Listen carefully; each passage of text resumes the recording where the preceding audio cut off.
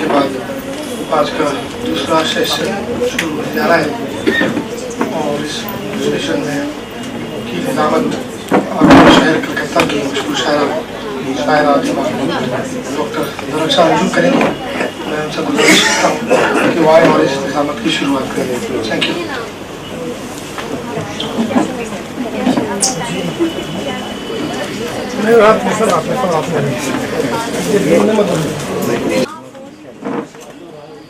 حاضرین محفل السلام علیکم. لنچ کے فوراً بعد اس اجلاس کا آغاز ہونے جا رہا ہے. اس اجلاس کی صدارت جو ہے امتیاز وحید صاحب فرمائیں گے. لہٰذا میں امتیاز وحید صاحب سے ملتمس ہوں کہ وہ آئیں اور اپنی صدارتی نشست پر تشریف رکھیں.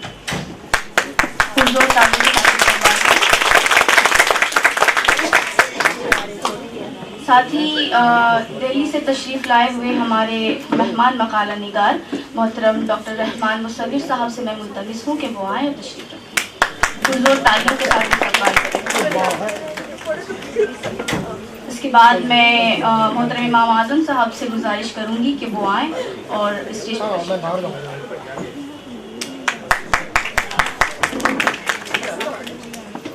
رانچی سے تشریف لائی ہماری مہمان مقالہ نگار محترمہ ڈاکٹر فاطمہ حق صاحبہ سے ملتمس ہوں کہ وہ آئیں اور اسٹیج پر تشریف رکھیں.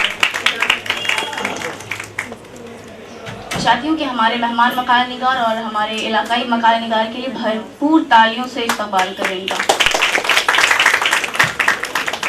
اس کے بعد رسم استقبالیہ ادا کیا جائے گا. میں گڈ ہیومن فاؤنڈیشن کی ممبر شیرین نایاب سے ملتمس ہوں کہ وہ آئیں اور ہمارے اس اجلاس کے صدر جناب امتیاز وحید صاحب کو تحفہ پیش کریں. سامنے گھوم کے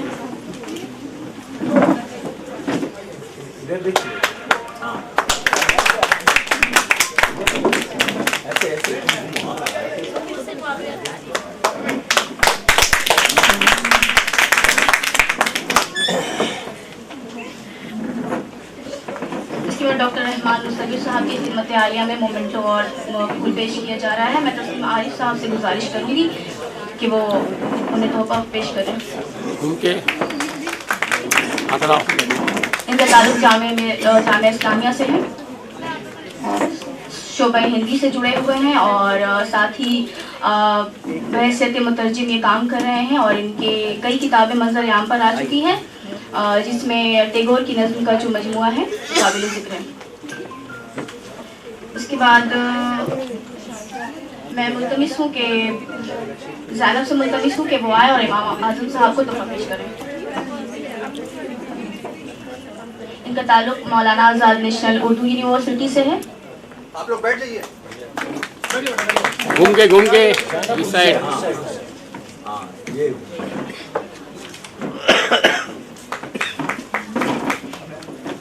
اور ہمارے اس اجلاس میں رنگ بھرنے کے لیے محترمہ ڈاکٹر فاطمہ حق صاحبہ بھی موجود ہیں.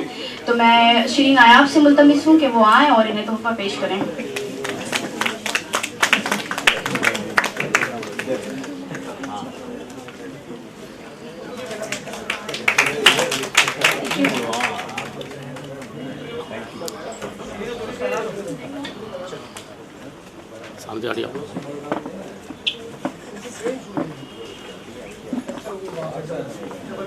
ایک بار بھرپور تالیاں ہو جائیں ہمارے یہاں. آئیے اب کچھ سنیں اور سنانے کا دور شروع کرتے ہیں. کہ پڑھنے کو سات آسماں، پڑھنے کو سات آسماں، لکھنے کو پاتال. پڑھنے کو سات آسماں، لکھنے کو پاتال، لے دے کے کل زندگی 65-70 سال. یہ ظفر گورکھپوری صاحب کا دوہا ہے. میں چاہوں گی کہ ڈاکٹر فاطمہ حق آئیں اور اپنا مقالہ پیش کریں.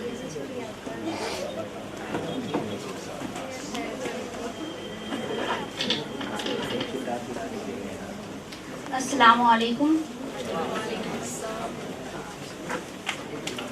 میں بلا تاخیر صدر محترم کی اجازت سے اپنا مقالہ شروع کرتی ہوں. میں فاطمہ حق، ریسرچ اسکالر شعبہ اردو، رانچی یونیورسٹی رانچی. میرے مقالے کا موضوع ہے जफर गोरखपुरी की दोहा निगारी एक फिक्री व फनी तज्जिया। दोहा हिंदुस्तानी अवामी शायरी की एक मकबूल और कदीम सिनफ़े सुखन है। इसका ताल्लुक हमारे मुश्तरका तहजीबी वर्से से है। इसकी अपनी एक मखसूस हैयत है जिसके सबब हर दौर में शायरों ने इजहार का वसीला रही है। इसकी रिवायत भारतेंदु हरिश्चंद्र की खड़ी बोली की तहरीक से कब्ल मिलती है। हिंदी ज़बान की कदीम तारीख के मुताला से पता चलता है कि बुद्ध कवियों ने दोहा छंद का इस्तेमाल किया था। गज़ल की तरह इसमें भी मौज़ूआती तनावु है और ये भी दरिया को कूजे में बंद कर देने का फन है। सिनफ़ी एतबार से दोहा 7 या 7.5 मात्राओं पर मुश्तमिल 2 मिसरों का ऐसा शेर है जिसको किसी भी एक कैफियत की भरपूर नुमाइंदगी करता है। दोहा किसी एक मखसूस मौजू को पेश करने की तखसीस नहीं, इसमें हर किस्म के मज़ामीन पेश किए जा सकते हैं। ये मौज़ूआत मजहबी, अदबी, सियासी ही नहीं बल्कि माशी, माशरती और समाजी अंदाज के भी हो सकते हैं। दोहा में सादा और आम फहम अल्फाज जो बेतकल्लुफी से बोले जाते हैं इस्तेमाल होते हैं। इसके लहजे में दर्दमंदी मिलती है। हिंदवी या रेख्ता के असलूब में अभी तक पहला दोहा हजरत अमीर खुसरो के ही तख्लीकी सरचश्मों का रहीने मिन्नत है, जिसे उन्होंने अपने पीर और मुर्शिद हजरत निजामुद्दीन औलिया के विसाल पर फिर बदी कहा था। गोरी सोए सेज पर मुख पर डारे केस, गोरी सोए सेज पर मुख पर डारे केस, चल खुसरो घर आपने सांझ भर चौदेस। इस तरह इसका सिलसिला अमीर खुसरो, कबीर, तुलसी, रहीम, सूरदास से होता हुआ जफर गोरखपुरी, जमीलुद्दीन आली, नादिम बल्खी, खुशतर मकरानवी, नसीर फतापुरी, इब्राहिम अश्क, भगवान दास एजाज, बशर नवाज, बशीर बद्र, कृष चंद्र मोहन, मुजफ्फर हनफी, नावक हमजापुरी के अलावा फनकारों की एक तवील फहरिस्त है। इन फनकारों ने अपने दोहों से उर्दू शायरी की शरियानों में ताज़ा लहू दौड़ा दिया। उर्दू में दोहा निगारी के फन को ताब व तवानाई बख्शने और इसके दामन को वसी करने में एक अहम और नुमाया नाम जफर गोरखपुरी का है। उनके शेरी मजमुआ मिट्टी को हसाना है में गीत के अलावा 165 दोहे शामिल हैं, जो फनकार के मतमए नजर और मकसद हयात के आयनादार हैं और असली हिस्से से ममलू जो दिल और दिमाग को बेवक्त मुतासिर करते हैं। इन दोहों में जिंदगी के हकाइक की तर्जुमानी बहुत ही फनकाराना तौर पर पेश की गई है। साथ ही असली जिंदगी के कर्ब का इजहार भी और सियासत की शोबदाबाजी, अखलाकी कदरों का इन्हेदाम, रिश्तों की पायमाली को भी आहत शायरी में जगह दी गई है। जफर गोरखपुरी जो कुछ कहते हैं, दो टोक और बिला झिझक कहते हैं। उनके यहाँ ख्यालात की गोनागोनी भी है, मज़ामीन का तनाव और रंगारंगी भी। उन्होंने अपने दोहों में हम्द भी कहे हैं और असली जिंदगी के कर्ब का इजहार भी किया है। अपनी बातों को तक़वियत बख्शने के लिए जफर गोरखपुरी का एक दोहा पेश करना चाहूंगी, जिसमें अल्लाह की हम्द और सना को उजागर किया गया है। जिस पर्दे में झांकिए बस एक तेरा रूप, जिस पर्दे में झांकिए बस एक तेरा रूप, क्या बादल में बूंदियां, क्या सूरज में धूप। इस दोहे में अक़ीदे वहदतुल वजूद को जिस तरह उजागर किया गया है, फनकार के कमाल हुनरमंदी की बेहतरीन मिसाल है। जफर गोरखपुरी के दोहों में दुनिया की बेसबाती का नक्शा बहुत ही मासराना अंदाज में पेश किया गया है, जिसमें नसीहत की बातें भी हैं और इबरत व तलक़ीन का पैगाम भी। दुनिया भाड़े का मकान चहल पहल हरान, दुनिया भाड़े का मकान चहल पहल हरान, कुछ खोले गठरियां कुछ बांधे सामान। जीवन जिसका नाम है एक मुसलसल प्यास, जीवन जिसका नाम है एक मुसलसल प्यास, क्या दरिया की हैसियत क्या सागर के पास। ये दोहे इबरत अंगेज भी हैं और नसीहत आमोज भी। आज का सारफी मुआशरा इंतशार व अफरा तफरी में मुब्तला है, अखलाकी कदरों की पायमाली हो रही है, रिश्तों का इन्हिदाम हो रहा है, सियासत की शोरबाजी बादे सुरूर की तरह अपना असर दिखा रही है। हर तरफ अदम तहफ़्फ़ुज़, माशी नासूद की लूस खजूर का माहौल है। जफर गोरखपुरी ने इन मौज़ूआत और मसाइल को अपने दोहों में जगह देकर अपनी असली हैसियत को का भरपूर सबूत दिया है। इन दोहों में तजर्बात और मुशाहिदात का समंदर हिचकोले मारता हुआ दिखाई दे रहा है। जाकर बैठिए 4 पल किन पेड़ों के पास, जाकर बैठिए 4 पल किन पेड़ों के पास, जफर हमारे भाग में शहरों का बनवास। जफर हमारे शहर का दूर हो कैसे रोड, जफर हमारे शहर का दूर हो कैसे रोड, कुछ बेबस कुछ बेखबर बिके हुए कुछ लोग। दुनिया जन्म की सवार थी मत कह दिल के भेद, दुनिया जन्म के सवार थी मत कह दिल के भेद, खाती है जिस थाल में करे उसी में छेद। मुझे कहने में जरा भी तामुल नहीं कि जफर गोरखपुरी के दोहे मसाले हयात की भरपूर अक्कासी करते हैं, जिन जमीनी सच्चाई भी है, मुशाहिदात और फिक्री तसव्वुरात की जलवागिरी भी। ये दोहे शायरी की मतमहे नजर और मकसद हयात की तर्जुमान है, जिनकी अफादियत और मानियत मुसल्लम है और फनकार की तख्लीकी तवानाई के जामिन भी। उनकी अपनी लबो लहजा और आहंग है। 2 मिसरों में पति की बात बसीरत अफरोज तरीके से पेश करने का हुनर जानते हैं। इनके दोहों में इल्म और इरफान और अखलाकियात का दर्स भी है, मोहब्बत का पैगाम भी और तल्ख हक़ाइक़ का इजहार भी है। उन्होंने 2 मिसरों में जहां माना उंडेलने की कामयाब कोशिश की है, उनके दोहों में अल्फाज की बंदिश भी है और जज्बात की पाकीज़गी भी, और आलिमाना अदबी शऊर भी है और मुफक्किराना अंदाज़े तखातुब भी, तंज के तीरों नश्तर भी है और नासिहाना मुशफ़क़ाना रवैया भी। मैं अपनी बातों की तायीद में जफर गोरखपुरी के चंद दोहों को नकल करने पर इक्तिफा करूंगी।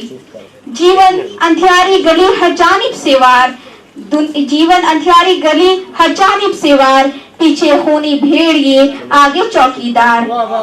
पढ़ने को 7 आसमान लिखने को पाताल, पढ़ने को 7 आसमान लिखने को पाताल, ले दे के कुल जिंदगी 65-70 साल। वो दिल जिसमें दर्द है उसकी ये पहचान, वो दिल जिसमें दर्द है उसकी ये पहचान, जल जाए तो दीप सुलगे तो लोबान। किस डोली में उमर ने मुझको किया सवार, किस डोली में उमर ने मुझको किया सवार, सखी राह में लुट गई डाकू हुए कहार। रक्त लिखाने गई, रक्त लिखाने मैं गई सब कुछ आई हार, रक्त लिखाने मैं गई सब कुछ आई हार, डाकू से जो बच रहा ले गया थानेदार। मजमूई तौर पर हम कह सकते हैं कि जफर गोरखपुरी के दोहों में मौज़ूआती तनूउ है। इनमें मसाले हयात के अलावा तजर्बाती मुशाहिदात और तसव्वुफ के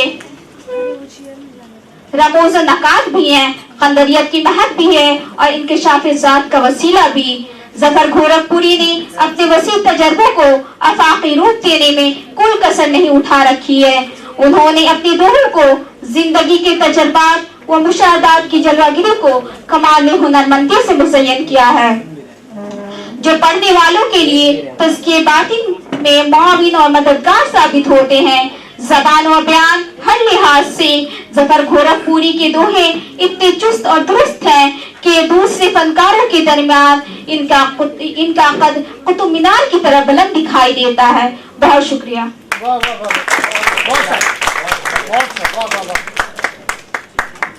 बहुत बहुत शुक्रिया डॉक्टर फातिमा हक।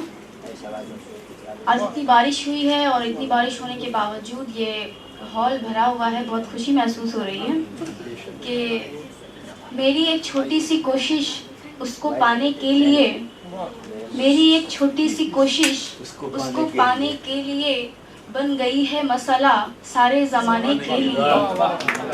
کہ میری ایک چھوٹی سی کوشش اس کو پانے کے لیے بن گئی ہے مسئلہ سارے زمانے کے لیے. اور آسماں ایسا بھی کیا خطرہ تھا دل کی آگ سے, کہ آسماں ایسا بھی کیا خطرہ تھا دل کی آگ سے, اتنی بارش ایک شعلے کو بجھانے کے لیے. آئیے میں ظفر گورکھپوری کے انہی خوبصورت اشعار کے ساتھ چاہوں گی کہ امام اعظم صاحب تشریف لائیں اور اپنا مقالہ پیش کریں.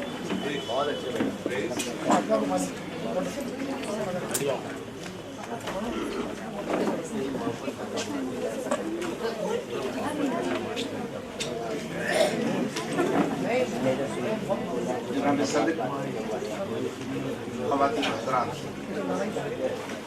السلام علیکم. میرے مقالے کا عنوان ہے ظفر گورکھپوری کی شاعری ترقی پسندی سے جدیدیت تک. مقالہ چونکہ طویل ہے اس لیے میں نے تلخیص کر لی ہے تاکہ سمخ راشی نہ ہو. بہرحال غزل اردو شاعری کی مقبول عام صنف ہے. ہماری تہذیبی، ثقافتی، ذہنی اور جذباتی زندگی کی ساری رعنائیاں اور جلوہ فرمائیاں غزل کے آئینے میں عکس در عکس پھیلتی ہیں. غزل کے برخلاف نظم شاعری کی ان تمام صورتوں کو کہتے ہیں جن میں ایک ہی موضوع ہو اور اشعار میں بھی ربط و تسلسل. شمشاد فاروقی نے نظم کو وہ منظومہ قرار دیا ہے جس میں غزل کے سوا تمام اصناف شاعری شامل ہیں. جہاں تک نظم کا معاملہ ہے اس کے لیے کوئی ایک حیت طے نہیں ہے. یہ پابند بھی ہوتی ہے اور آزاد بھی. پابند نظموں کی بھی مختلف حیتیں ہوتی ہیں. مسدس، مثنوی، قصیدہ، کسی کے لیے کسی بھی حیت میں نظم لکھی جا سکتی ہے. پابند سے گریز کی صورت پہلی بار معرہ حیت میں اختیار کی گئی، پھر آزاد نظموں کا رواج ہوا. لیکن جدید صنعتی عہد میں شاعری پر نثر کا اثر مرتسم ہونے لگا اور اس طرح نثری نظموں کے تجربے بھی ہوئے. ترقی پسند تحریک کے آخری عہد میں جدیدیت کی آواز فضا میں لہرائی. اس کا قصہ یوں ہے کہ ترقی پسندوں کی جبریت سے جو گھٹن کی فضا پیدا ہوئی تو اس کے خلاف اس عہد کے نوجوان لیکن بالغ نظر شعراء نے اپنی نئی سمت کی تلاش کا آغاز کیا اور شاعری کو سماجی اور نظریاتی کاروبار سے خالص تخلیقی اور جمالیاتی سطح پر برتا. چنانچہ تجربات کے کئی رنگ ابھرے. ذات کی تلاش کی ابتدا ہوئی.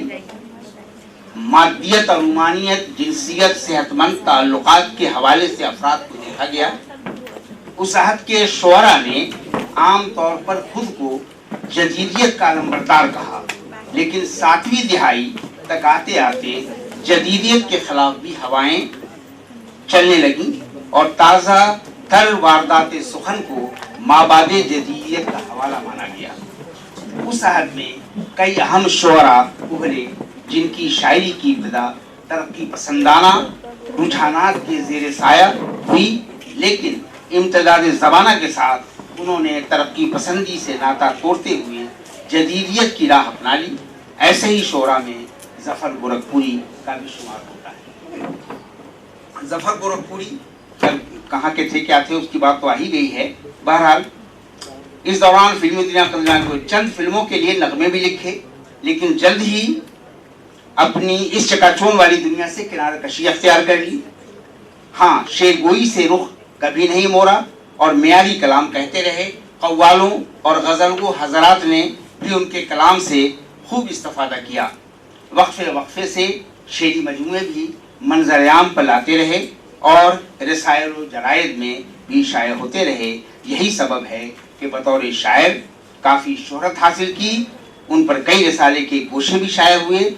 انتصاب سروج نے ظفر گورکھپوری نمبر ان کی حیات ہی میں شائع کیا تھا. 30 जुलाई 1917 को जफर गोरखपुरी ने दुनिया फानी को अलविदा कहा। जफर गोरखपुरी की शायरी उस वक्त परवान चढ़ी जब तरक्की पसंद तहरीक मांद पड़ने लगी थी और जदीदियत का ऐलान हो चुका था। लिहाजा उन्होंने दोनों तहरीकों के असरात कबूल किए। यही वजह है कि उनकी इब्तदाई शायरी में तरक्की पसंद आसी मिलते हैं, जबकि रफ्ता रफ्ता खुद को जदीद शायरों के जुमरे में लाते नजर आते हैं।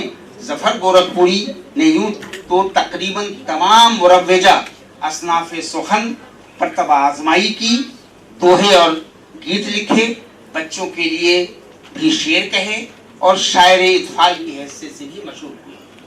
अफसानों और ड्रामों पर भी तब आजमाई की, लेकिन गजलों और नज़मों में उनका जौहर खुलकर सामने आया। उनके कितने मजमूए हैं उनको मैं छोड़ रहा हूँ क्योंकि इस तक भी हो जाएगी रिपीटेशन। बहरहाल दूसरे बहतरे शोरा की तरह जफर गोरखपुरी ने भी महबूब की जुल्फों के साए तले शेर गोई का आगाज किया। इश्क व मोहब्बत के जज्बात से ममलू रूमानी कलाम उनकी इब्तदाई शायरी में मिलता है। उनके अव्वलीन शेरी मजमुआ तेशा की इशाअत उस वक्त हुई जब जफर गोरखपुरी आतिश जवां थे। उम्र की सिर्फ 27 बहारों से महजूज हुए थे, लिहाजा रंगीन रुतों की गवाही देते ऐसे अशार उनके यहाँ मिलते हैं। शामों की गुलरंग शफक हो, सुबहों की तनवीर हो तुम, चलता फिरता ताजमहल हो, सांसें लेता कश्मीर हो तुम, मेरी जुबान से कोई तुम्हारे। शामों की गुलरंग शफक हो, सुबहों की तनवीर हो तुम, चलता फिरता ताजमहल हो, सांसें लेता कश्मीर हो तुम, मेरी जुबान से कोई तुम्हारे लुत्फ सदन की बात सुने, गह लहराती मौजे सबा हो, गह लहबल खाती शमशीर हो तुम। जफर गोरखपुरी का तीसरा शेरी मजमुआ गोखरू के फूल 1986 में शाया हुआ। जाहिर है ये तवील अरसा किसी भी शायर के मिजाज और तेवर को बदलने के लिए काफी होता है। जफर गोरखपुरी भी उस दौरान तरक्की पसंदी की सरहदों को फलांग कर जदीदियत के हुदूद में दाखिल हो चुके थे। उनकी उस दौर की गजलों के लहजे को महसूस करने के लिए ज़ैल के चंद अशार की तरफ जरूरी है। मैं ऐसा खूबसूरत रंग हूँ दीवार का अपनी, मैं ऐसा खूबसूरत रंग हूँ दीवार का अपनी, अगर निकला तो घर वालों की नादानी से निकलूंगा। तो मेरे जिस्म का मलबा करेगा क्या लेकर कि अपनी रूह तो मैं दे चुका मशीनों। जफर गोरखपुरी का चौथा शेरी मजमुआ चरागे चश्मे तर 1989 में मंजर-ए-आम पाया। 1988 में उनका बड़ा बेटा जफर जावेद दागे मफाकत दे गया। ये मजमुआ दरअसल अशार के पर्दे में एक गमज़दा बाप का अपने मुतवफ़्फ़ा बेटे के लिए प्यार और उल्फत का खजाना पोशीदा है। किताब के हर कलाम, हर शेर से नौजवान फर्जंद के सानयत के हाल पर बाप का जिगर चाक नजर आता है। किताब में शामिल पहली गजल का पहला ही शेर देखें जिसमें बेबसी और बेकसी के हजारों चश्मे फूटते नजर आ रहे हैं। ऐसा क्या था छोड़ दी तुमने राह गुजर इतनी जल्दी, उस दिन और निभाते संगत खत्म सफर इतनी जल्दी। इस किताब में बतौर तकरीज कैफी आजमी की राय यूं है, इक़्तिबास, ये शायरी नहीं है, एक बदनसीब बाप की आहे जिगर सोज है, रूह की एक दिलदोज पुकार है। शायरी में थोड़ा सा मुबालगा होता है, थोड़ा सा हुस्न बयान, थोड़ी सी आराइश ख्याल, लेकिन पेश नजर नज़्मों और गजलों में मुबालगे की गुंजाइश कहाँ है? क्या फरियाद में मुबालगा मुमकिन है? इन शेरों में वो दर्द और कर्ब ढल गया है जो जफर के पास तमाम उम्र एक दौलत की तरह रहेगा और उसकी टीस हर मौसम में महसूस होगी। फिर भी सारे दर्द और कर्ब को शेर में ढाल देना जफर के बस की बात नहीं, किसी भी शायर के बस की बात नहीं। बस ये कहा जा सकता है कि ये अशार एक मोजसन दरियाए गम के चंद कतरे हैं। 21वीं सदी का नया अदब जिंदगी के तमाम रिश्ते नातों से मायूसी, तन्हाई का एहसास, इंसान की बढ़ती हुई आबादी, जमाने की तेज रफ्तार तब्दीलियां, बनावटी तबकाती कदरों की शिकस्त व रेख्त, जंग, फसाद, खून खराबा, जिंदगी की बेरंगी, बेहिसी, नाकामी, रूह की बेलिबासी, वजूद की उरियानियत, अंदरूनी उलझने, खुदगर्जी, मौका परस्ती, मोहब्बत से इनकार, दुनिया से उकताहट, डर, बेचैनगी के एहसास को पेश करता रहा है। अदब के लिए नए पहलुओं की तलाश वक्त की जरूरत है। हमारे मुल्क के सियासी, समाजी और सकाफती ढांचे को देखते हुए क्या कुछ लिखना चाहिए, उस पर गौर करने की जरूरत है। आने वाली नस्ल मौजूदा नस्ल से ज्यादा पुरजोश और जज्बाती होगी। इसे रहनुमाई और हिदायत देना या जज्बात को सही सिमत दिखाना गर्चे अदब का काम नहीं, लेकिन अदब हालात से बेपरवाह भी नहीं रह सकता। इन ख्यालात का इजहार जफर गोरखपुरी के 21वीं सदी में मतबूआ पहले शेरी मजमुआ और मिन जुमले 5वें शेरी मजमुआ जमीन के करीब में खुलकर हुआ, जो 2001 में मुनस्से शहूद पर आया। इस मजमुए की गजलों में शायर जात से कायनात तक का सफर तय करता नजर आता है। चंद अशार मुलाहजा हूँ जिनमें मज़कूरा बाला ख्याल की अक्कासी खूब होती है। दिलदारी, तहजीब, शराफत, क्या क्या करतब आवे है, हम जैसे बेहाल हो तुम भी, तुमको तो सब आवे है।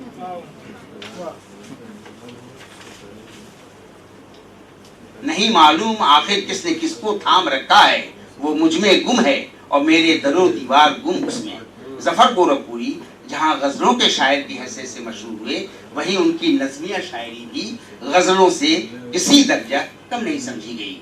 हकीकत तो ये है कि जफर ने गजलों और नज़मों के साथ इब्तिदा से ही मसावियाना सलूक किया और अपने अव्वलीन मजमुए तेशा से चौथे मजमुए ज़मीन के करीब तक तमाम में गजलों और नज़मों दोनों को बराबर जगह दी। तेशा में किस चंदर जफर गोरखपुरी का बहसियत शायर जो तारुफ पेश किया है, वो किसी भी ऐसे शायर के लिए काबिल कद्र, काबिल इफ्तिखार है जिसका पहला मजमुआ ज़ेर इशार हो। चंद सतूर मुलाहजा हूँ। जफर गोरखपुरी एक नौजवान शायर हैं और नई नस्ल के शायरों में एक मुमताज़ हैसियत के मालिक हैं।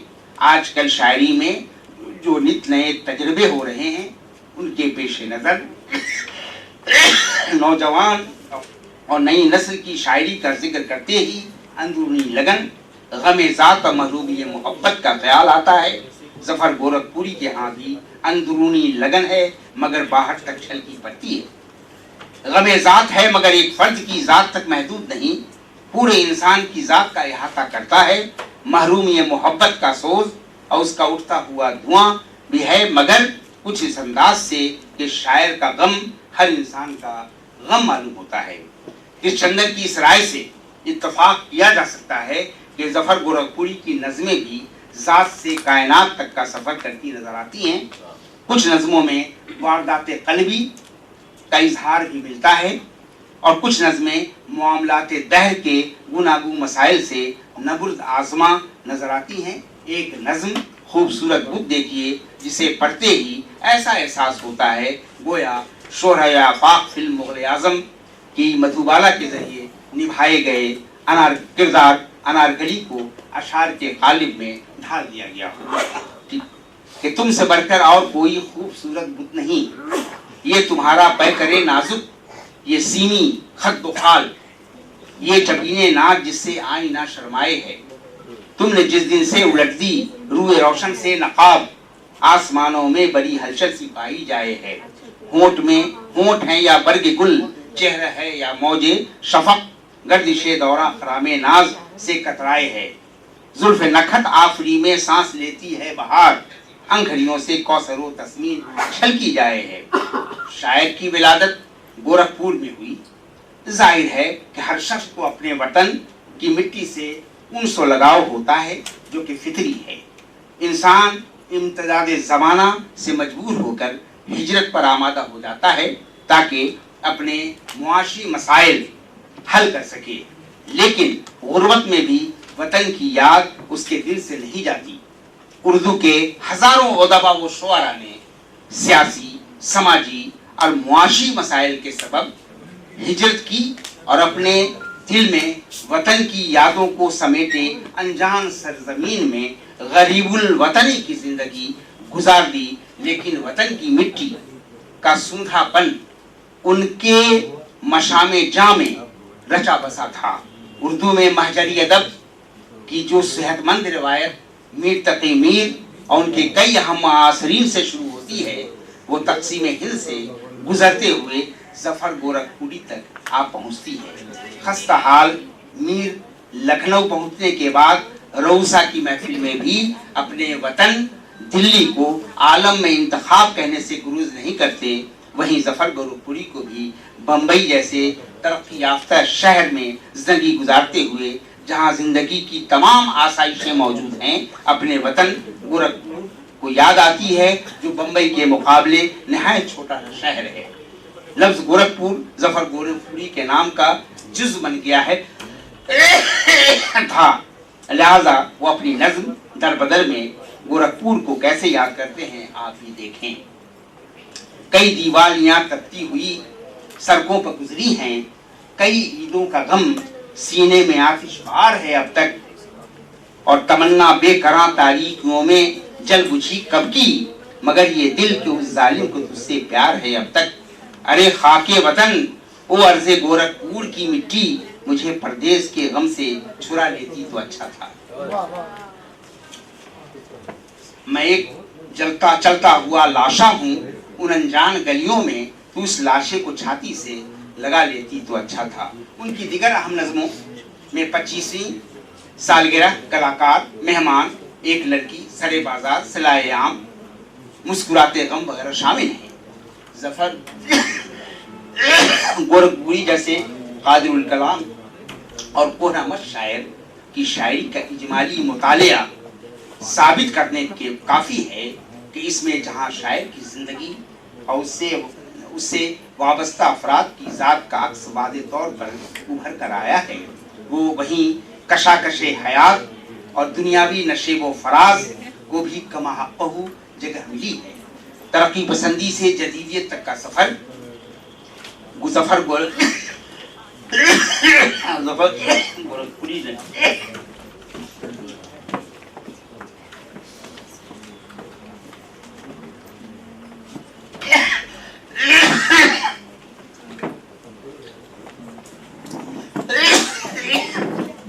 जफर गोरखपुर ने बखूबी तय किया, और इस अदबी हिजरत के दौरान उनके कदम कतई नहीं डगमगाए, बल्कि नहायत साबित कदमी के साथ वो अपनी राह पर गामजन रहे, और उम्र तबई को पहुंचकर जब उन्होंने इस दयार फानी को अलविदा कहा, तब तक वो उर्दू अदब बिलखुसूस शायरी को एक भारी भरकम और मियारी सरमाया अता कर चुके थे।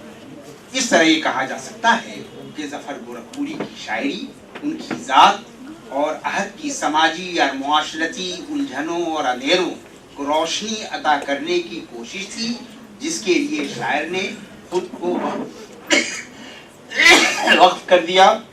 हक गोई और आसपाली से काम लेते हुए अपने अशार के जरिए उन्होंने मसाइले हयात पर नरमी के साथ मरहम पाशी की, जिंदगी की गर्मियों को घनी छांव अता की, और इस कोशिश में कामयाब भी रहे, जिसका वाज़ेह सबूत उनकी हयात और बाद अज़ मर्ग बढ़ती हुई मकबूलियत है। शुक्रिया।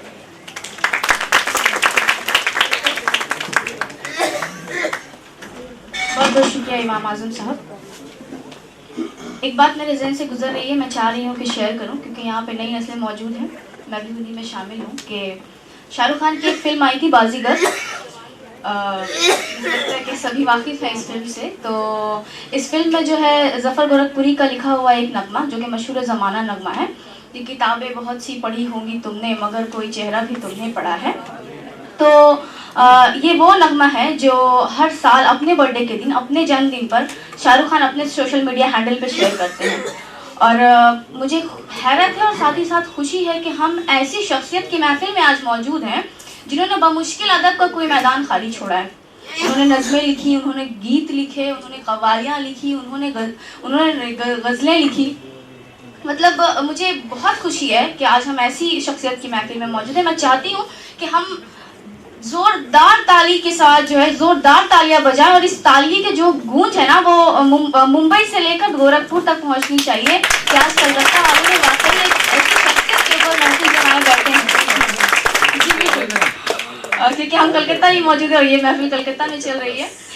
इसी के साथ जो है मैं अपने इस इजलास के आखिरी मकाला निगार जनाब प्रोफेसर मुसव्विर रहमान साहब को दावत कलाम देना चाहूँगी कि वो आए और अपना मकाला पेश करें।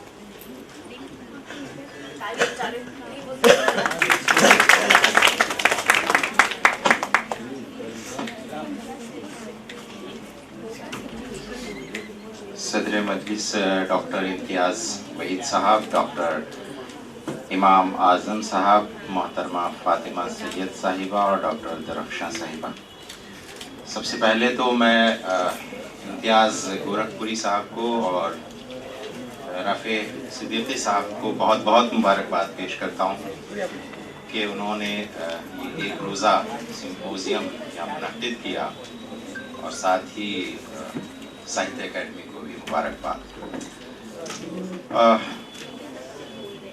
ज़फ़र गोरखपुरी हयात तो खिदमत, उसी के साथ हिंदी में लिखा है ज़फ़र गोरखपुरी व्यक्तित्व एवं कृतित्व। मतलब ये कि ज़फ़र साहब पर ये प्रोग्राम है तो इसमें कोई क़ैद नहीं है कि ये उर्दू में है या हिंदी का प्रोग्राम है, ये बैनर से भी वाज़ेह है। तो इसी का फ़ायदा उठाते हुए, चूँकि शोबा हिंदी से मेरा ताल्लुक़ है, तो मैं हिंदी में अपना पेपर ये पढ़ रहा हूँ। और मैं देखिए बार बार ये कहा गया कि ज़फ़र साहब ने बहुत वक्त फिल्मों में गीत लिखते हुए गुजारा। खुद उन्होंने कहा भी कि उनका वो मैदान नहीं है और फिर वो लौट आए वहाँ से। इसके बावजूद उन्होंने बहुत खूबसूरत नगमे लिखे और कव्वाली भी लिखी फिल्मों के लिए। तो मैं उसी मौजू को यहाँ उठा रहा हूँ, कोशिश कर रहा हूँ कि कुछ अगर बात बन गई हो। ज़फ़र गोरखपुरी की शायरी का कैनवस बहुत विशाल है। गज़ल, गीत, दोहे और नज़्म के अलावा उन्होंने फिल्म के लिए नगमे भी लिखे। उन्होंने जिस विधा में भी कलम चलाई उसमें अपना लोहा मनवाया। फिल्मों के लिए लिखे गए गीत भी उनके कुछ कम महत्वपूर्ण नहीं हैं, लेकिन ये एक विडंबना है कि फिल्मी लेखन को साहित्यिक लेखन से अलग रखा जाता है। ज़फ़र गोरखपुरी के फिल्मी नगमों पर बात करने से पहले कुछ बिंदुओं पर मैं बात करना चाहूँगा। आमतौर से माना यह जाता है कि फिल्मी गीत साहित्य के दायरे में नहीं आते हैं, लेकिन मैं जिस इदारे यानी जामिया मिल्लिया इस्लामिया से वाबस्ता हूँ, वहाँ उर्दू और हिंदी दोनों विभागों में फिल्मी गीतों पर रिसर्च हुई है, शोध कार्य हुआ है। उर्दू में एक स्कॉलर ने शकील बदायूनी के नगमों पर एमफिल की और हिंदी विभाग में एक स्कॉलर ने शैलेंद्र के गीतों का मुताला किया।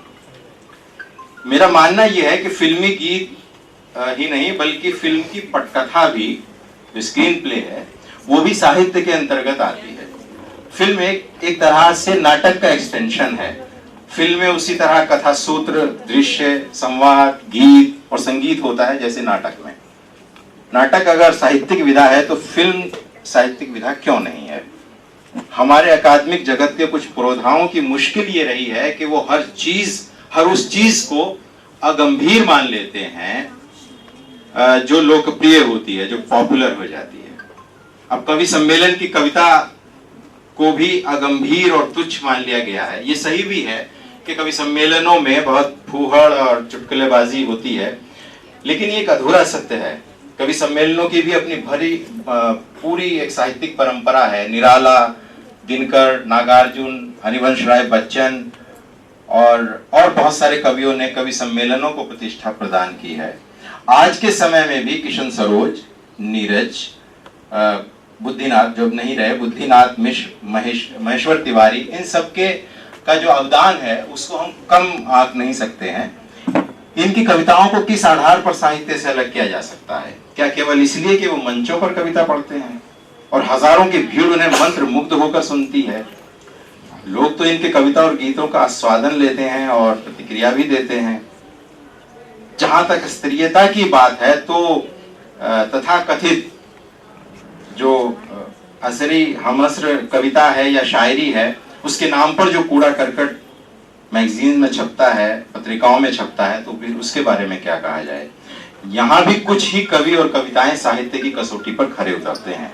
तो केवल लोकप्रियता के आधार पर मंच पर पढ़े जाने वाली कविता को नकारना एक प्रकार से पूर्वाग्रह से ज्यादा कुछ नहीं है।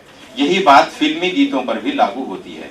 फिल्मी गीतों की भीड़ भाड़ में बेहद फूहड़ और निरर्थक गीत भी हैं, उनको एक तरफ रखा जाए, उनकी छटनी की जाए और बड़ी बेरहमी से छटनी की जाए, लेकिन अच्छे गीतों को उसी प्रकार मान और सम्मान दिया जाना चाहिए जैसे साहित्यिक कविता को।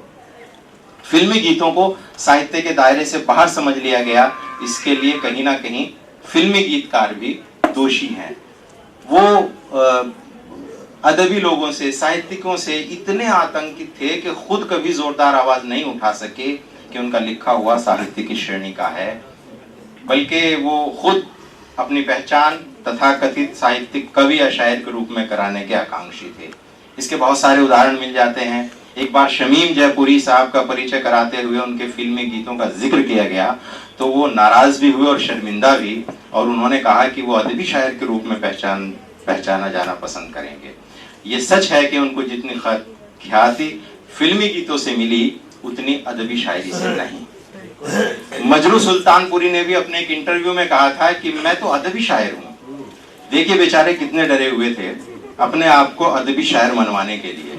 मजरू सुल्तानपुरी के कद को कम करके नहीं आंका जा सकता। मजरू साहब प्रगतिशील आंदोलन के शायर थे। हम जानते हैं कि प्रगतिशील शायरों ने गजल को नकार दिया था। उनका मानना था कि प्रगतिशील चेतना का स्वर गजल के फॉर्म में विस्तार नहीं पाता है, तो उन्होंने नज्म की वकालत की। लेकिन मजरू साहब ने गजल का दामन नहीं छोड़ा था।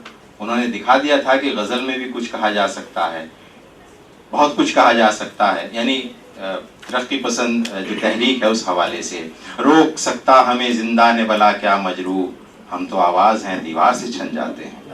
और इन्हीं मजरू साहब ने फिल्मों के लिए एक से एक गीत लिखे हैं जिनके अदबी हैसियत पर उंगली नहीं रखी जा सकती। उठेगी तुम्हारी नजर धीरे धीरे, या चलो सजना जहां तक घटा चले, वगैरह वगैरह। तो ऐसे बहुत सारे नगमे हैं मजरू साहब के। लेकिन कतील शिफाई जो है वो कुछ थोड़ा डटे हुए दिखाई देते हैं और वो कहते हैं कि ये शायर हजरात खुद को इल्मी शायर और मुझे फिल्मी शायर कहते हैं। उनके इस कथन में फिल्मी शायर का दर्द तो झलकता है, लेकिन साथ ही उन शायर हजरात पर एक सटायर भी है, एक व्यंग्य भी है। सवाल ये है कि साहित्य क्या है, किस रचना को साहित्य की श्रेणी में रखा जाना चाहिए। शब्दों के द्वारा विचार या भाव की कलात्मक अभिव्यक्ति शायरी है या साहित्य है। जब किसी बात को सीधे सीधे ना कहकर संकेतों के माध्यम से कहा जाता है, प्रतीकों का प्रयोग किया जाता है, रूपकों यानी इस्तारा का आश्रय लिया जाता है, बिंब निर्मित किए जाते हैं, तो अभिव्यक्ति कलात्मक उठती है। इस अभिव्यक्ति से पाठक या श्रोता को आनंद की प्राप्ति होती है और जो बात है वो अधिक स्पष्टता के साथ कम्युनिकेट होती है। इस दृष्टि से फिल्मी गीतों पर गौर करें तो पाएंगे कि उन्हें किसी तौर साहित्य की परिधि से बाहर नहीं किया जा सकता है। एक बात और ध्यान देने की है कि मीर, गालिब, फैज या ऐसे ही बहुत से प्रतिष्ठित शायरों की जिन गजलों और नज्मों का इस्तेमाल फिल्मों में हुआ है, तो क्या वो अब साहित्य से बाहर हो गई हैं? और अगर ये गजलें और नज्में अभी साहित्य के दायरे में हैं, तो अन्य फिल्मी गीत जिनमें वे सभी तत्व मौजूद हैं, तो कविता को कविता बनाते हैं, उन्हें साहित्य के दायरे से बाहर रखने का क्या औचित्य है? आइए अब जफर गोरखपुरी के फिल्मी गीतों के सफर की तरफ चलते हैं। शायरी के हवाले से जफर गोरखपुरी की ख्याति दूर दूर तक थी। ये शोहरत उन्हें फिल्मों की तरफ भी लेकर गई। 1969 में प्रोड्यूसर एस पाल ने उन्हें खत लिखा और अपनी फिल्म दौलत का नशा का टाइटल सॉन्ग लिखने का आग्रह किया। गीत था, ये शोले भड़के हैं कैसे दुनिया को समझाए कौन, चिता की आग तो बुझ जाएगी दिल की आग बुझाए कौन। ये मोहम्मद रफी ने गाया था और संगीतकार जयदेव थे। इस गीत के मुखड़े में प्रश्नवाचकता से जो काव्य सौंदर्य उत्पन्न हुआ है वो काबिल गौर है। चिता जलने से सब कुछ जरा सी देर में स्वाह हो जाता है, मनुष्य देह राख हो जाती है, लेकिन दिल में लगी हुई आग लगातार जलती रहती है। ये दर्द और ये कष्ट कभी खत्म नहीं होता है। तो विडंबना ये है कि ना तो दिल की आग का कारण किसी को बताया जा सकता है और ना ही ये आग बुझाई जा सकती है। बिंब यानी इमेजरी साहित्य और सिनेमा का महत्वपूर्ण अंग है। बिंब अभिव्यक्ति को प्रभावशाली बनाने का साधन है और बिंब जितने सघन होते हैं भाव उतने ही खूबसूरती से संप्रेषित होता है। संभवतः कोई अन्य उपादान उतना काम नहीं करता है। फिल्मकार या निर्देशक पर्दे पर कैमरे की मदद से इमेज क्रिएट करता है। गीतों के छायांकन में वो और अधिक सावधानी और रचनात्मकता यानी क्रिएटिविटी से काम लेता है। लेकिन जफर गोरखपुरी के गीतों में शब्दों के माध्यम से ही ऐसे बिंब बन जाते हैं कि बरबस मुंह से वाह निकलती है। फिल्म क्षमा के एक गीत की पंक्तियां देखिए कि दिल में यादों के नश्तर से टूटा किए, एक तमन्ना कलेजा मसलती रही, चांद अपना सफर खत्म करता रहा, शम्म जलती रही, रात ढलती रही। इन पंक्तियों में आकाश में चांद और धीरे धीरे चलती हुई शमा का जो प्रभावशाली बिंब है वो हमारे सामने आता है। सिर्फ लफ्जों से ही उन्होंने जो इमेज बना दी है और उनका यादों के निश्तर और कलेजा मसलने से जो रब्त बनता है वो विस्मित करता है। लगता है कई तस्वीर आंखों के सामने साकार हो उठी है। ये भी ध्यान देने योग्य है कि ये मिसरे जो नौटंकी है, एक लोक नाटक है, नाटक और ड्रामे के लोग बैठे हैं वो जानते हैं और जो स्कॉलर हैं वो भी, तो उसमें जो इस्तेमाल होने वाली बहर है और जो नगाड़े के साथ में बहुत मजा देती है, हम ये जो अभी मैंने मिसरे पढ़े हैं ये बिल्कुल उसी बहर में है। अब सुल्ताना डाकू एक बहुत ही मशहूर नौटंकी रही है, उसके मिसरे हैं। प्यारी कंगाल किसको समझती है तू, कोई मुझसा दबंगर न रश्के कमर, जब हो ख्वाहिश मुझे लाऊं दम भर में तब, मेरी दौलत जमा है अमीरों के घर। ये बिल्कुल वही। और जो जब हम, अब ये अलग बात है कि उषा खन्ना ने उसका म्यूजिक दिया और लता जी ने गाया, तो वो अलग ही समा पैदा करता है और बड़ी पुरसोज आवाज और दिलकश धुन है उसकी, उसमें वो होता है। लेकिन जब मैं इसको पढ़ रहा था, देख रहा था, तो मुझे बार बार वो याद आ रहा था और उसकी धुन भी वो कुछ इस तरह से है कि प्यारी कंगाल किसको समझती है तू, कोई मुझसा दबंगर न रश्के कमर, जब हो ख्वाहिश मुझे लाऊं दम भर में तब, मेरी दौलत जमा है अमीरों के घर। इसी में ये पूरा है कि दिल के यादों के नश्तर से टूटा किए, एक तमन्ना कलेजा मसलती रही, चांद अपना सफर खत्म करता रहा, शम्मा चलती रही, रात ढलती रही, और फिर नगाड़ा बजता है। तो ये यानी जो हमारा लोक है वो भी जफर साहब के यहाँ है, जाने अनजाने, चूंकि वो जो जहाँ उनकी तरबियत हुई वो उसके साथ उस मिट्टी की खुशबू उनकी पूरी तरबियत में थी। तो इसी क्रम में फिल्म बाजीगर के नगमे की पंक्तियां देखिए कि समझकर चांद जिनको आसमान ने दिल पे रखा है, समझकर चांद जिसको आसमान ने दिल पे रखा है, मेरे महबूब की टूटी हुई चूड़ी का टुकड़ा है। ये चूड़ी आशिकों को प्यार के नगमे सुनाती है, सुहानी रात की खामोशियों में हीर गाती है, जमीन पर जो उतर आया ये वो जन्नत का टुकड़ा है, मेरे महबूब की टूटी हुई चूड़ी का टुकड़ा है। इस गीत में भी बिंब और छवि तो सुंदर बने ही हैं, अतिशयोक्ति का हल्का सा पुट भी है।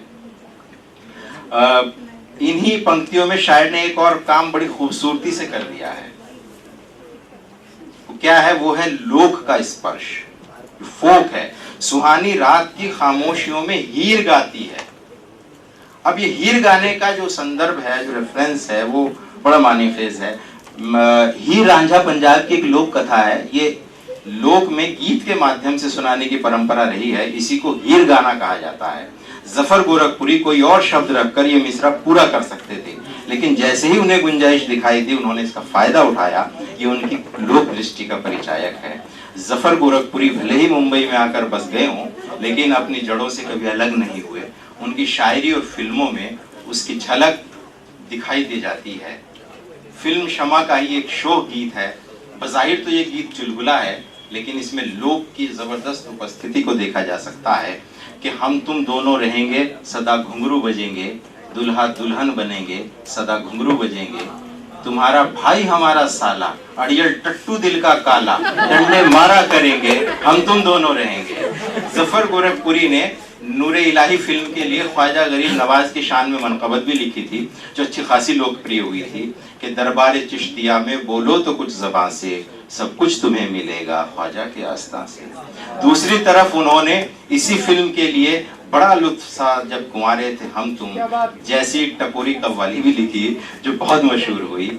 इससे उनकी रेंज के साथ व्यावसायिक रचनात्मकता और कौशल का भी परिचय मिलता है। फिल्म के लिए लिखना कोई आसान नहीं है, ये बहुत चैलेंजिंग काम है। इस कव्वाली को राशिदा खातून और यूसुफ आज़ाद ने स्वर दिया था। सन 1972-73 में जफर गोरखपुरी ने फिल्म पुतली बाई के लिए भी कव्वाली लिखी थी, कैसे बेशर्म आशिक हैं ये आज के। इसे भी राशिदा खातून और यूसुफ आज़ाद ने ही गाया था।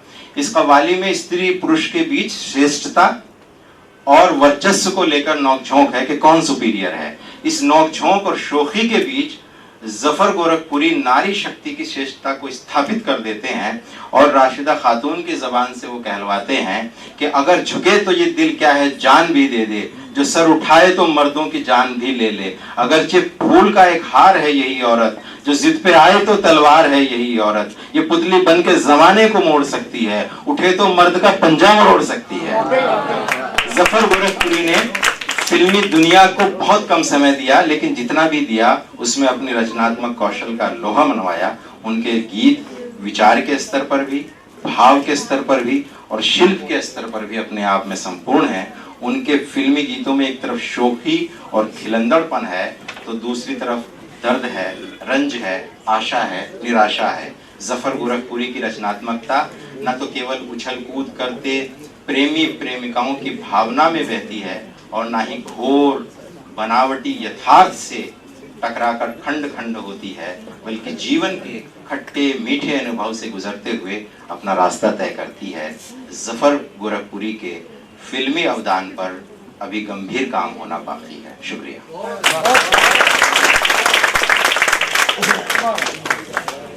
बहुत बहुत शुक्रिया प्रोफेसर रहमान मुसव्विर साहब। इसके बाद इस इजलास की आखिरी कड़ी जी फेसिंग एजाज साहब से मुतमिस हूँ कि वो स्टेज पे हैं।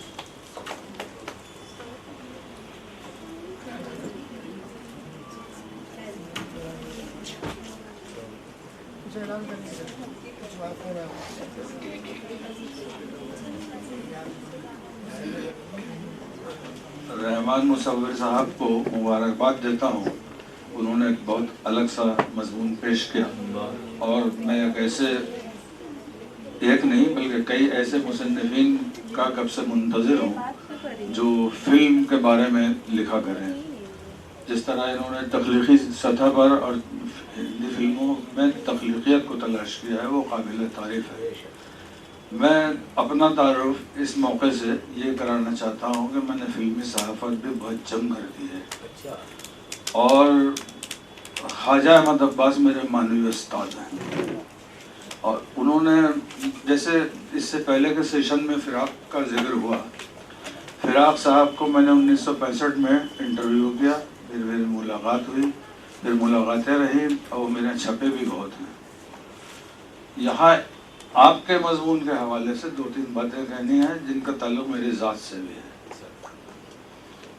आपने मजरू साहब के बारे में कहा कितने डरे हुए से थे कि उनको जो तखसीस कर दी जाती थी फिल्म गीतकार के तौर पर। ऐसी बात नहीं है। मजरू साहब के साथ भी हमारा बहुत साबिक़ा रहा है, साथ रहा है, तो वो उनके गीतों का दर्जा तो बहुत बुलंद है और शायरी का अलग है, लेकिन वो डरे हुए नहीं थे। मजरू साहब बहुत दिलचस्प आदमी थे, राजपूत, और बहुत धूप बजा के बोलते थे। ये तो एक बात है, वो डरे हुए नहीं थे। इतनी सी बात कहनी थी मुझे। दूसरी बात ये है कि ये बहुत सख्त ज़रूरी है आज के दौर में कि गीतों का जो रुतबा है उसको पहले तो उसकी छान फटक हो और उसमें भी दर्जाबंदी की जाए। کیونکہ یہ ایک نظر انداز کردہ شعبہ ہے، جس میں بہت سے لوگ یوں ہاتھ نہیں لگاتے سوچ کر کہ خود انہیں 2 نمبر کا یا چھوٹے درجے کا ادیب نہ سمجھ لیا جائے۔ میں اس بات کو اپنے تجربے سے کہوں گا، اس سے پہلے ایک لطیفہ سناؤں گا۔ ہمارے راجندر کرشن اور قتیل سپاہی، ویسے قمر جلال آبادی بھی، یہ تینوں بہت اچھے دوست تھے اور تینوں پاکستان ہی گئے تھے۔ تو ایک بار قتیل سپاہی نے شکایت کی اپنے دوست راجندر کرشن سے کہ فلاں گیت کی زمین اس نے میری لے لی ہے۔ تو راجندر کرشن کو یہ بات معلوم ہوئی تو انہوں نے کہا کہ وہ پاکستان میں چھوڑ کر آیا ہوں نا میری کوٹھی، تو وہ میری زمین کے بدلے، اس کی زمین کے بدلے میری کوٹھی لے لے۔ اور تیسری بات مجھے یہ کہنی ہے، آپ کے لیے شاید یہ ایک تعارف ہو، میں نے فلم کے کئی مختلف شعبوں پر لکھا ہے، اظہار خیال کیا ہے، لیکن آپ نے گیت کا ذکر کیا ہے تو میں نے گیتوں سے اپنے آپ کو وابستہ رکھا ہے۔ خود گیت بھی لکھے ہیں، فلم کے لیے تو نہیں، لیکن فلمی گیتوں پر میں نے بہت کام کیا ہے۔ آپ نے قتیل سپاہی اور کسی ایک شاعر کا اور ذکر کیا آپ نے گیتوں کے سلسلے میں، خیر شمیم جے پوری تو بہت بلند شاعر تھے، لیکن ہاں گیت بھی بہت اچھے انہوں نے لکھے، بہت اچھے مجھے یاد بھی ہے۔ راجندر کرشن سب سے زیادہ نظر انداز کردہ فلمی گیت نگار تھے۔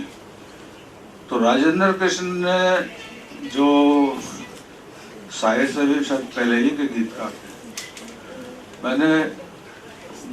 میں ان کا اتنا عاشق ان کے فلمی گیتوں کا کہ پچھلے ہی سال کافی لمبی ریسرچ کی میں نے، اور راجندر کرشن کو پہلی بار وہ رتبہ ملا زندگی میں، فلم فیئر ایوارڈ انہیں 1 ملا اور کوئی انعام نہیں ملا۔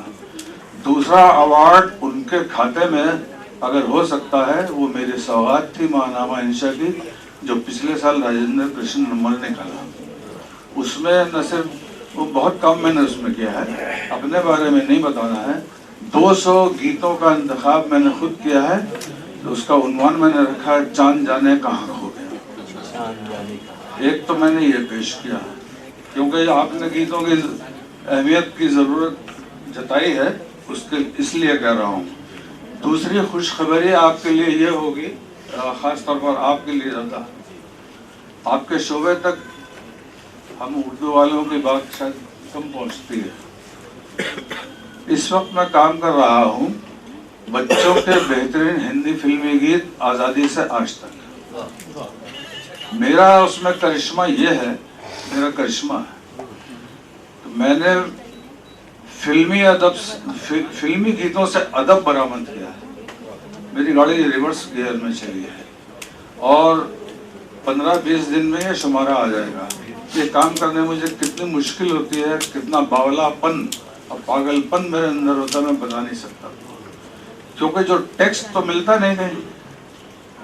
بچوں کے بہترین ہندی فلمی گیت ہی ہے اور وہ 99% اردو والوں کو لکھے ہوئے، تو یہ کام میرا آنے والا ہے، اور اس میں بھی میں نے ایک انتخاب پیش کیا ہے 90 گیتوں کا، جو ملک میں ایک بہت اچھا گیت ہو سکتا ہے فلمی، وہ اس میں آپ کو مل جائے گا۔ تو میں نے گیتوں کو اور ہندی فلمی گیتوں کو عزت بہت دی ہے، اور یہ صرف آپ کو اطلاع دینی تھی سب کے سامنے، کیونکہ پرچہ آپ نے سب کے سامنے پڑھا ہے۔ بس اتنی بات مجھے کہنی تھی، اور آپ کو ایک بار پھر مبارک۔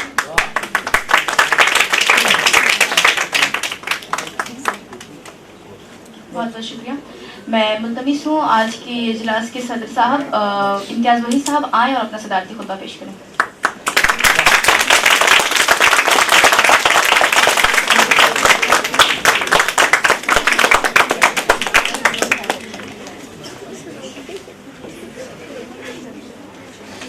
السلام علیکم۔ قابل قدر فیصل اعجاز صاحب، آقائی ظہیر انور صاحب، शमीम मनवर साहब, ख़वातीन व हज़रात, अज़ीज़ तलबा व तालिबात, इम्तियाज़ गोरखपुरी साहब और फाउंडेशन के सदर जनाब राफ़े साहब। ताख़ीर काफ़ी हो चुकी है और खुतबा क्या है, 3 पेपर पढ़े गए और उसमें से एक पर तो बहुत तफसीली गुफ्तगू एजाज साहब कर ही चुके हैं। फिल्मों के सिलसिले में हमारी तहफ़्फ़ुज़ात ये है कि फिल्म को मेन अदब स्ट्रीम का हिस्सा समझा जाए या नहीं समझा जाए, ये एक डिबेटेबल इशू है। मेरा अपना मानना ये है कि शायरी कोई इक्तसाबी चीज़ तो है नहीं, कोई मैकेनिकल वर्क नहीं है कि आप किसी घर में बैठते हैं और शेर साजी का कारोबार करते हैं। वो लोग जो ऐसा करते हैं वो कभी शायर नहीं गर्दाने जाते, चाहे वो जो कुछ भी कर लें।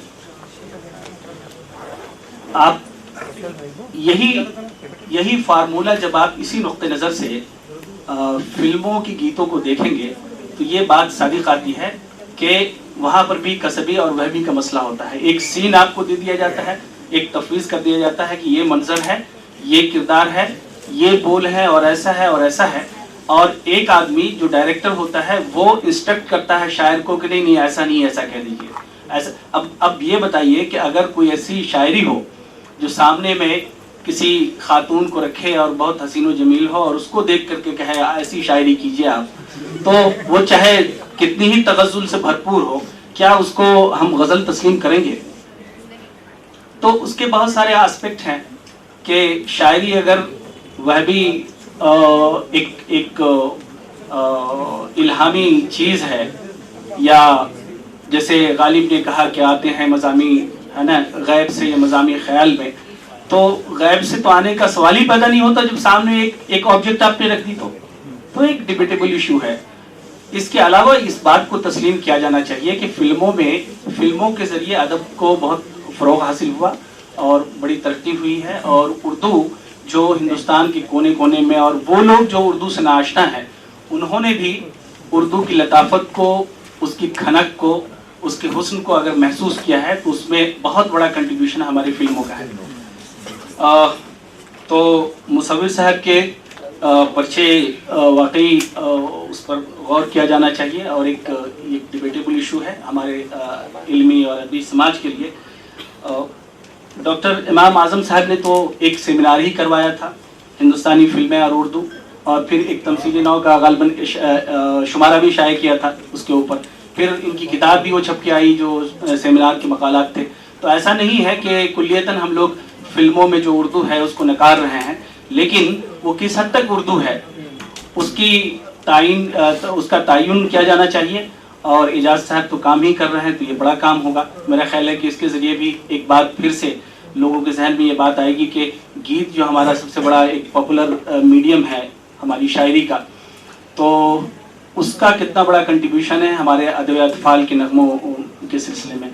और इनके बेहतर ये है कि वो जब पर्चा आए तो उस पर एक मुज़ाकरे का भी एहतमाम आप करवाएं, मेरा ये अपना मानना है। दूसरी बात ये है, ज़फ़र गोरखपुरी पर इस सिम्पोजियम का जो मकसद था वो मैं समझता हूँ पहला सेशन तो बहुत कामयाब रहा। हमारे ये सेशन भी, इसमें 3 मकालात पढ़े गए। फातिमा हक साहिबा ने दोहे के ताल्लुक़ से कुछ बातें रखी, और वो पहले सेशन में जो दिल्ली यूनिवर्सिटी की स्कॉलर थी और जिस तरह की उन्होंने एक सेट पैटर्न पर अपनी बातें रखी, तो ज़ाहिर है हमारे स्कॉलर्स इसी तरह से वो आगे बढ़ते हैं, इस तरह की बातें रखते हैं।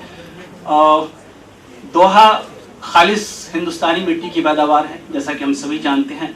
अमीर खुसरो साहब एक निशान इम्तियाज़ की हैसियत इसमें रखते हैं। जमीलुद्दीन आली हो गए और भी मुख्तलिफ लोग हैं जो इसमें हैं, और ये भी सच है कि इसमें असरी ज़िंदगी के मुख्तलिफ रंग और उसके तकाज़े, इवन ये कि ज़फ़र गोरखपुरी ने इसमें हमदिया दोहे भी कहे। मेरा ये मानना है कि दोहा ये सूफियाना आहंग दोहे का निशान इम्तियाज़ है ना। आप उसको मुतसव्विफ़ाना अफ़कार या ख़यालात उसके महसूसात से अलग होकर के नहीं देख सकते। और इसी तरह से अखलाकी मज़ामीन और वसीद इंसानी गम या दर्द, ये भी दोहे का निशान इम्तियाज़ है। तो یہ خالص ہندوستانی مٹی کی پیداوار ہے. اور جب ہم مشرق کی بات کرتے ہیں، مشرقی اپنی جن مشرقی ادب، مشرقی علوم اور مشرقی لوگ جن قدروں کے سیاق میں ان کا ذکر ہوتا ہے مشرق کا، یہ اس کی نمائندہ سے ہے. اور یہ خوشی کی بات ہے کہ جب میں JNU میں تھا تو میرے ایک کلاس فیلو ظفر انصاری، ظفر کا ایک دوہے کا ایک مجموعہ آیا، روٹی جیسا چاند. اس وقت ہم لوگوں نے کافی شدومت سے دوہے کے مختلف دروبست پر اور اس کی فہم و تفہیم پر پورا ایک مذاکرے کا اہتمام کیا اور باتیں کی. اور یہ اچھا ہے کہ ظفر گورکھپوری جن کی کافی جہتیں ہیں اور بڑا تنوع ہے ان کی شاعری میں، ان کے ہاں بڑا ایک ٹھہراؤ ہے، ایک فکر ہے. اور صبح سے جو بات ہوئی ہے اس میں ایک خاص بات جو کی جانی چاہیے تھی اور اس پر گفتگو بھی ہوئی، وہ یہ ہے کہ ظفر گورکھپوری خوش قسمتی سے دو بڑی تحریکوں کے درمیان کی چیز ہے. ایک تو یہ ہے کہ ترقی پسند تحریکی 36 میں، اگر وہ 35 میں ان کی پیدائش ہوئی تو اس کے جسٹ 36 میں ترقی پسند تحریک ہمارے ہندوستان میں یعنی اس کا آغاز ہوا اردو ادب میں. اور اس تحریک میں ایک بڑا طبقہ ہمارے ادب کا وہ شامل تھا. لیکن ظفر گورکھپوری کا کمال یہ ہے، یا اس کو کمال جاننا چاہیے، کہ ایک توانا شاعر کبھی بھی ٹھہر کر کے کسی ایک لیگ کے ساتھ نہیں چل سکتا. اس میں تنوع کا در آنا یہ انسانی فطرت بھی ہے، اور اس کے سالم ذہن کی کیفیت کی غمازی بھی ہوتی ہے اس سے. ڈیکارٹس نے کہا تھا کہ change is the basic stuff of this universe. تبدیلی بنیادی عنصر ہے، آپ اس سے بچ نہیں سکتے. حسن عسکری سے کسی نے پوچھا کہ صاحب اب یہ مضمون آپ لکھ رہے ہیں اس طرح سے، یہ بات تو آپ نے ویسے لکھی تھی. تو کہا کہ کہاں ملی یہ چیز لکھی ہوئی؟ کہا کہ وہ کباڑیے کی دکان پر کباڑیے کی دکان پر وہ کتاب ملی تھی. تو کہا کہ اسی کباڑیے نے لکھی ہوگی، میں نے نہیں لکھی. تو خود انسان اپنی باتوں کی کس طرح سے تردید کرتا ہے، اور اس تردید کے عمل میں یا رویے میں اس کی صحت مندی کا اظہار ہوتا ہے. تو ہم یہ دیکھتے ہیں کہ گرچہ شاعری کی ابتدا انہوں نے اس دور میں کی جب ترقی پسند بالکل عروج کا دور تھا، لیکن فوراً ہی ان کو احساس ہوا کہ صاحب بہت زیادہ لاؤڈنیس ہے، بہت زیادہ ایک سیٹ نظریے کی تبلیغ ہے. تو اس سے ڈیویشن کی یہ بھی راہ انہوں نے اختیار کی. اور جب ہم اس کی گریزپائی کی کیفیت کو جب ہم دیکھتے ہیں، میں آج کچھ پڑھ رہا تھا بعض چیزیں، تو میں نے یہ محسوس کیا کہ وہ میر اور غالب کے لب و لہجے یا اس کے انداز کے قریب نہیں گئے، بلکہ وہ جگر مراد آبادی کے قریب آتے ہیں، وہ روش صدیقی کے قریب آتے ہیں، اور ایک اور شفیق صدیقی جونپوری کے قریب آتے ہیں. اور ان کے انداز میں یعنی غزل کے اس کومل اور شرمیلے پن کو اڈاپٹ کرتے ہیں. پھر آگے بڑھتے ہوئے پھر اس سے بھی گریزپائی کی ایک کیفیت آتی ہے، یعنی وہاں پر بھی وہ پھر تبدیلی سے دوچار ہوتی ہے ان کی شاعری. اب ان کی شاعری ایک صحت مندی اس میں یہ آتی ہے کہ اس کی مضامین یعنی ہم دیکھتے ہیں وسیع اس کا کینوس ہو رہا ہے، توانائی آتی ہے اور لفظی برنائی کو جگہ ملتی ہے. تو اور پھر دھیرے دھیرے رفتہ رفتہ ہم اس میں جدید زندگی سے ہم آہنگی کا ایک خطیر حصہ پاتے ہیں. تو ظفر گورکھپوری کی پوری شاعری اور جو فکر ہے اس شاعری میں احساس کی سطح پر اور ادراک کی سطح پر یا اصلی حیثیت کی سطح پر، تو اس میں بڑی توانائی ہے. اور یہ توانائی ایسی ہے کہ اس میں مختلف زاویے سے اس پہ کام کیا جانا چاہیے تھا. میں ان کا ایک مجموعہ ہلکی ٹھنڈی تازہ ہوا کا مقدمہ دیکھ رہا تھا جو فاروقی صاحب نے لکھا ہے. پہلا جملہ انہوں نے لکھا وہ عجیب و غریب ہے، اور میں سمجھتا ہوں ظفر گورکھپوری کی پوری جو شاعری ہے یا اس کے یہاں جو لب و لہجہ ہے یا اس کے یہاں جو ایک ہر انسان کا اس کی ایک تہذیبی یافت ہوتی ہے. وہ تہذیبی یافت جس کو لے کر کے جو اس کا نشان امتیاز ہوتا ہے، جس کو لے کر کے وہ زندگی بھر جانا جاتا ہے، چلتا ہے، تو وہ چیز اس کی غمازی کرتا ہوا وہ جملہ ہے. فاروقی صاحب نے لکھا ہے کہ ظفر گورکھپوری کو شہر میں رہنے والا لیکن دیہات کا شاعر کہا جا سکتا ہے. تو وہ मुंबई में रहे, वहीं उनकी नर्चरिंग हुई, वही तालीम हुई, लेकिन कभी वो अपनी मिट्टी से अलग नहीं हो पाए। और यही वजह है कि जब हम गोरखपुर का नाम लेते हैं तो हमें फिराक के साथ साथ फिराक नज़र आते हैं, और मजनू हैं, मजनू गोरखपुरी, फिराक गोरखपुरी, और एक और साहब का जिक्र मैंने कहीं का लिखा है,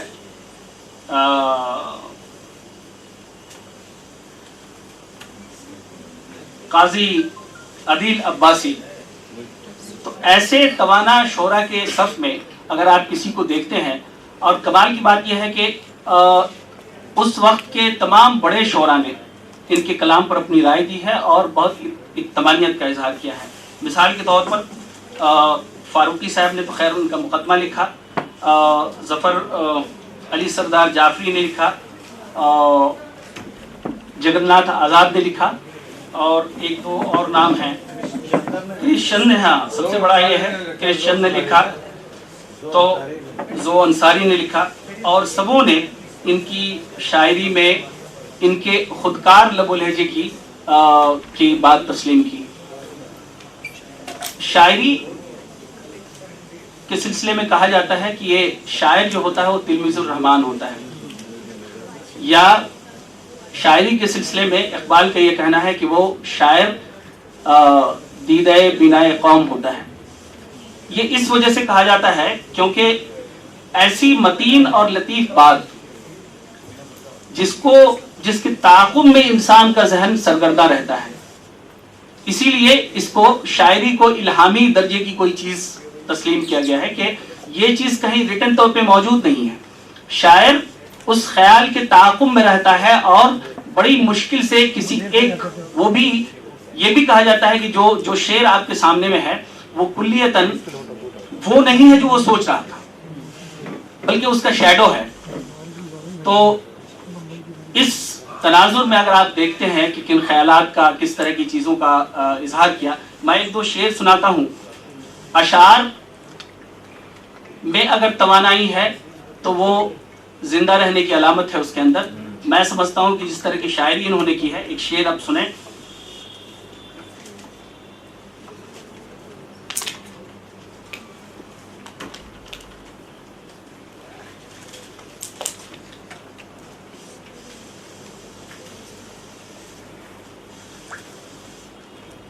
ज़मीं पाँव से बांधे रखो इसी में है खैर, ज़मीं पाँव से बांधे रखो इसी में है खैर, कहीं से कब वो किधर हाँक दे हवा ही तो है। और ज़माना नित नए मंजर दिखाता रहता है, ज़माना नित नए मंजर दिखाता रहता है, रहेगा कितने दिनों याद हादसा ही तो है। आखिर को हवा घोल गई जहर नदी में, मर जाऊंगा कहता रहा पानी। इंसान की सफाक तमन्नाओं के हाथों लाचार जमीन की तरह कटता रहा पानी। अब ये देखिए, पानी का कटाव या जमीन का कटाव, इसको वो लोग ज्यादा बेहतर तौर पे समझेंगे जिनका ताल्लुक देहात से है। तो आप इनके यहाँ मेटाफोरिक जो पूरा निज़ाम है, इनके यहाँ जो लफ्ज़ियात का निज़ाम है, या जिस तरह के तलाज़मे ये लाते हैं, इस्तेमाल करते हैं, जिस तरह के इशारे और किनाये हैं, उसमें कहीं न कहीं आप देखेंगे कि ज़फ़र गोरखपुरी अपने गोरखपुर को लिए फिर रहे हैं। और उनके यहाँ यही वजह है कि वो शहर में जब उनको शहरी ज़िंदगी से एक तकलीफ़ होती है तो उनका लबो लहजा कभी कभी एहतजाजी भी हो जाता है। चंद अशार देखिए। उफ़क़ से पूछ रहे हैं कहाँ गया सूरज, हुए थे देर से बेदार ये तो होना था, हम ही ने उसके लिए रास्ते बनाए थे कि घर तक आ गया बाजार ये तो होना था। बुलंदी से उतारे जा चुके हैं, ज़मीं पे लाके मारे जा चुके हैं, दिखाए बीच दरिया कौन रास्ता, फलक खाली है तारे जा चुके हैं। ये पूरा सच है, तुम मानो न मानो कि अच्छे दिन तुम्हारे जा चुके हैं।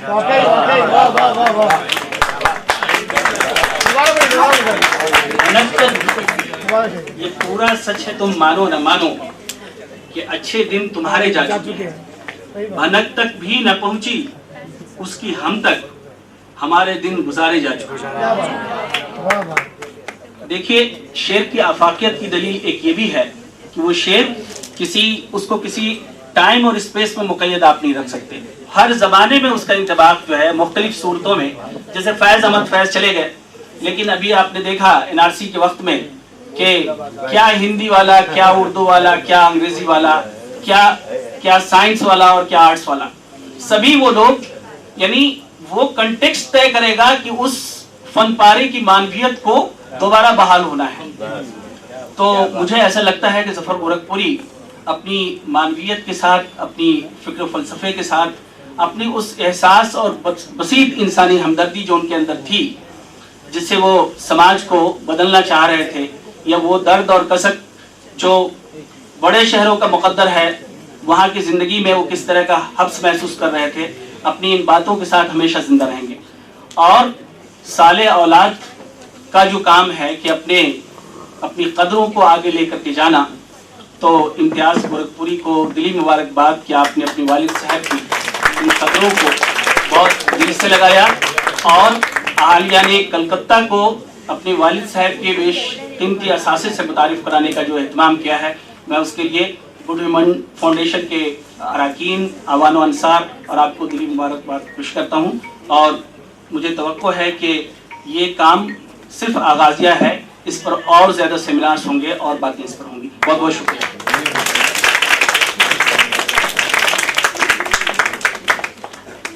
آج کے پروگرام کا دوسرا اجلاس یہیں اپنے اختتام کو پہنچتا ہے. میں اپنے تمام مقالہ نگاروں کا بہت بہت شکریہ ادا کرنا چاہوں گی, اور گڈ ہیومن فاؤنڈیشن اور ساہتیہ اکیڈمی کا بھی شکریہ ادا کرنا چاہوں گی. ساتھ ہی تمام سامعین کا بھی بہت بہت شکریہ ادا کرنا چاہوں گی. اس کے بعد چھوٹا سا وقفہ ہے, اس کے بعد چھوٹی سی شعری نشست ہے جس کی نظامت جو ہے رحمان مصور صاحب فرمائیں گے.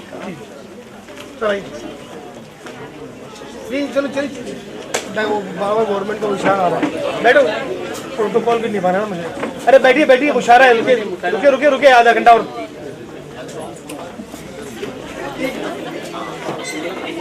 مہربانی اپنی نشست میں تشریف رکھیں, بس آدھا گھنٹہ اور رحمت اور تمام, اور کچھ شعراء ہیں, اور یہ ضروری ہے کیونکہ یہ پروٹوکال ہے ساہتیہ اکیڈمی کا کہ شعری نشست ہونی ہے, اور اس میں کچھ وغیرہ کی مہمان شعراء اپنا مختصر کلام پیش کریں گے.